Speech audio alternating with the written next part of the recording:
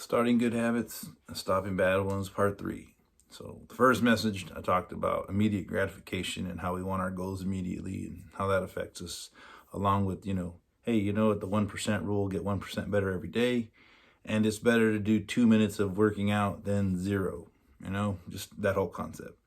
Second part, focus more on, man, can you just keep track of your habits? A lot of habits you have, you don't even know what they are. Write them all down, write positive, negative, or neutral. And then kind of leading to today. Obviously, you want to keep doing your good habits, so keep doing that. Neutral ones, not a whole lot we can do about. Negative ones, this is where I'm going to encourage you, let's get rid of them, right? You got a bad habit, you want to get rid of it. One, you got to make it obvious and clear that you have this bad habit. A lot of people have bad habits and are unaware, but if you write it down, if you're aware of it, then that'll obviously help you out. That's why I had part 2.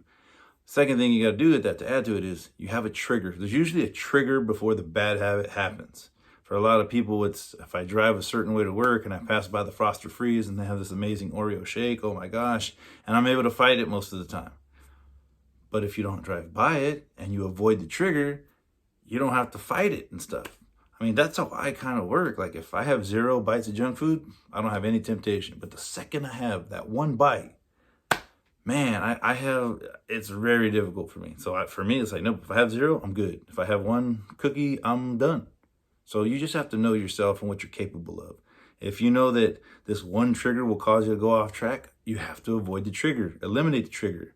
Like some people smoke cigarette because they're super stressed out. Well, why are you stressed out? Oh, because I was hanging out with this one person. Okay, then don't hang with that one person. You won't get stressed out and you'll be less tempted to smoke. Like try to look at the things that happen before the actual bad habit and then reflect on those, and hopefully we can get rid of those. And then some people, they need to have a plan.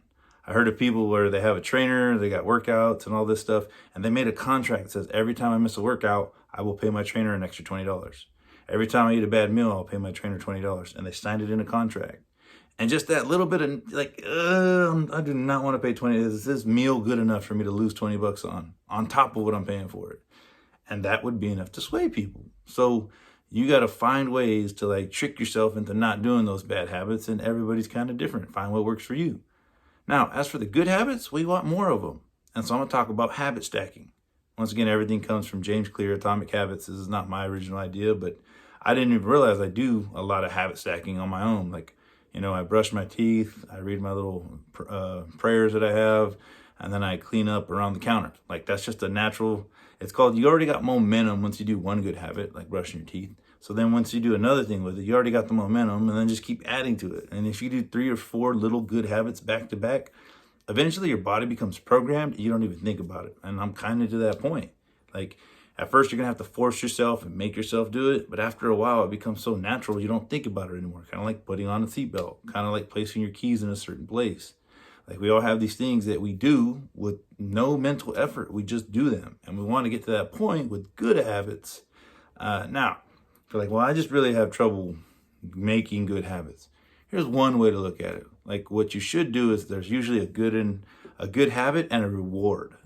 Let's say I really want to eat these 4 cookies. I would love to eat them. Well, if I work out first, I can then eat those 4 cookies. And then it's oh, well, I want to go work out.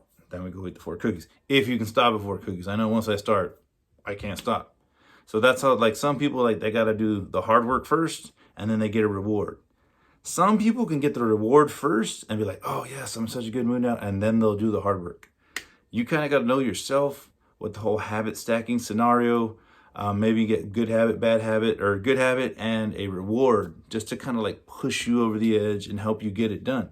Because a lot of people I never thought about it. For me, yeah, it's all right, well, I'm going to clean around the house. I'm going to do this here, put that away there, vacuum downstairs. Then I get to play a game. And then I'm all right, I got something positive to look for. You got to have a light at the end of the tunnel. So, there's a bunch of stuff that I could talk about, but in the end, a lot of it is self-reflection on your part. What can you do?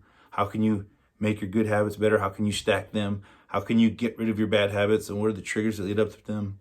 You can figure all this out. You're smart enough to get all this done. And you just got to start more good habits and stop the bad ones.